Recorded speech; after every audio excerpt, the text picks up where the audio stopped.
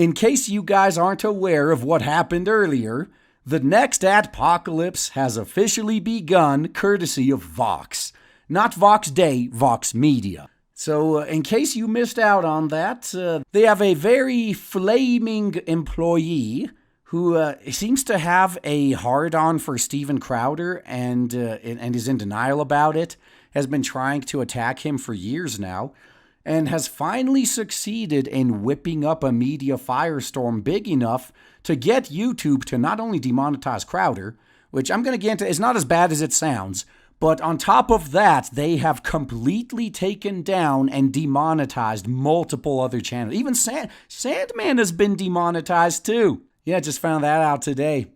So I know I'm not long for this platform at this point. I'll probably outlast most other people just because I don't go out causing drama. And if someone tries to cause drama with me, I just ignore them. So that does actually greatly extend my lifespan on the platform, although it does also greatly limit my exposure. But yeah, I'm willing to live with that. That's a compromise I'm willing to live with. But when it comes to Crowder, he did a stream earlier, and he explained the situation, and he flat out said he doesn't really care about monetization anyway, as long as he still has the platform and he still has the reach. And that's what Carlos wasn't happy about either. Like, demonetization doesn't work. Then they could play the victim and they still have their reach. Well, in this case, Crowder is the victim. You are the big corporate bully trying to silence the little guy. I hope you're aware. No, you're not aware. These people completely lack all self-awareness. Yeah, so Crowder doesn't even care. And then he said YouTube told him that if he takes down his socialism is for figs shirt, then he could have his monetization back. It was just that one shirt. That's what did it. And they did also launch a few, I think they either took down or struck or something, a few of his videos as well. But that's not a problem, apparently, for him with the demonetization. So all he had to do was take the shirt down. And as of now, the shirt is down. So he should be remonetized anytime now if he isn't already. So Crowder's going to be fine. But most of the smaller channels that were caught up in this are not. Because not everyone has 4 million subscribers and can ride through something like this. At this point, do we fight back yet? Do we finally put our feet down? Or do we just continue being cucks?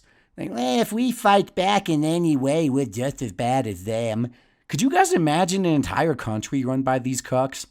You could have an enemy declare war on them through all official channels, move their army to the border, cross the border and start conquering territory, working their way up to the capital.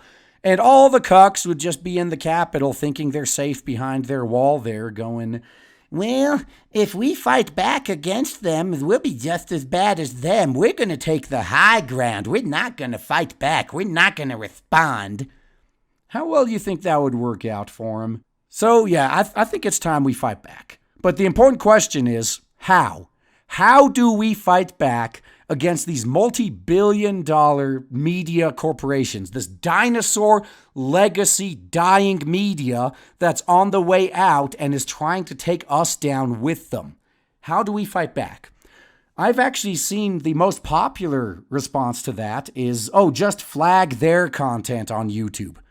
That's not going to work. I'll tell you that right now. And here's why.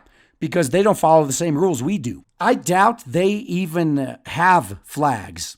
Or if you flag their videos, I bet YouTube doesn't even get a notification. They just get auto-ignored. Because these are multi-billion-dollar corporations and they have YouTube's ear. If they wanted to talk directly to Susan, they could probably call her directly without even going through any secretaries or nothing, or scheduling. Just middle of the night, they could probably call her and wake her ass up. Like, hey, Susan, what's going on here? Fix this.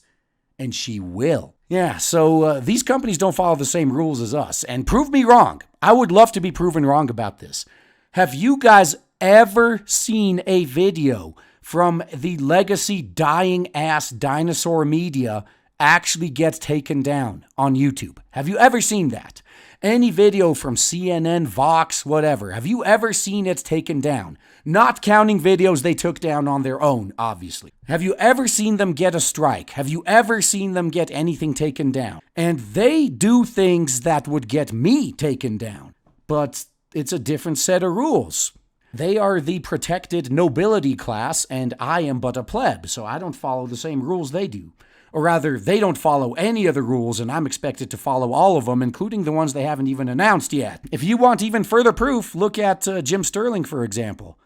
He's not a big media corporation, but even he, last I checked, was actually immune to being flagged or struck, because all of his spats with the makers of shovelware games have led to so many false claims against his channel that you pretty much can't file claims on his channel. Or if you can, they just get auto-ignored. So you bet these big multimedia corporations, they have the same kind of treatment, if not better. So flagging their videos is not going to work. So what do we have left? What can we do to fight back? Well, they have shown us what we can do. You attack their fucking money. That's how you fight back. We gotta go to their advertisers and do to them what they always do to us.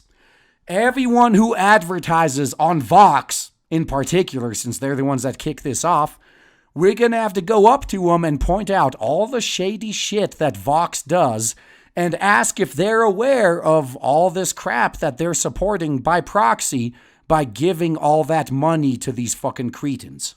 That's what we're going to have to do. Go to the list of the largest companies and work your way down, because these large corporations advertise everywhere. So you know they're probably advertising on Vox too. So everybody who gives Vox money, we're going to have to spam their inbox with evidence of how shitty Vox is. And they're already struggling financially too. Even after being given shitloads of money, what they call investments, by other media corporations, they're still on the way down. They're on life support already. We just need to give them that one final push. Yeah. Oh, yep. Vox is largely owned by NBC and AKA Cockmast. Yeah.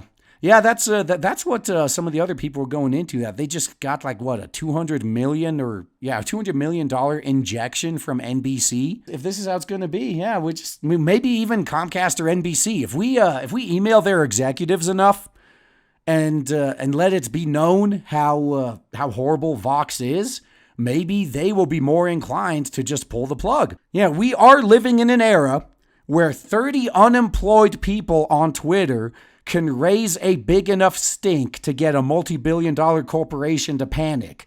Oh my God, this is a PR disaster. 30 people are saying bad things about us on Twitter about 1,000 times a minute each, so it makes it look worse than it really is. We gotta do something about this. So if we raise a bigger stink than the other side, we should be able to achieve the desired result. Again, I already went into my rant preemptively about the cucks.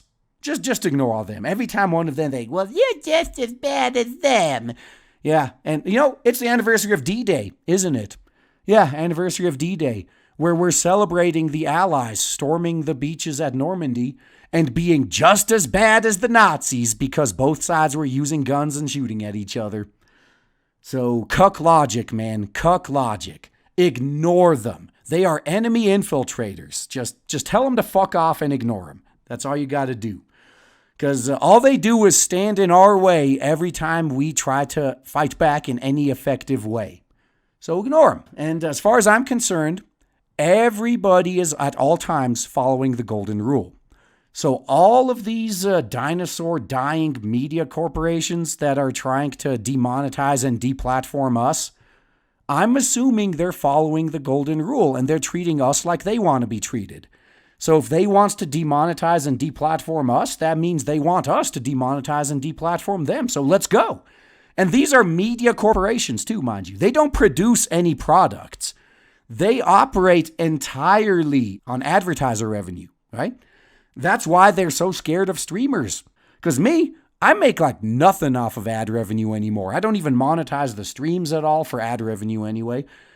I have my Saturday videos I upload. Those are monetized. Don't really pull much in.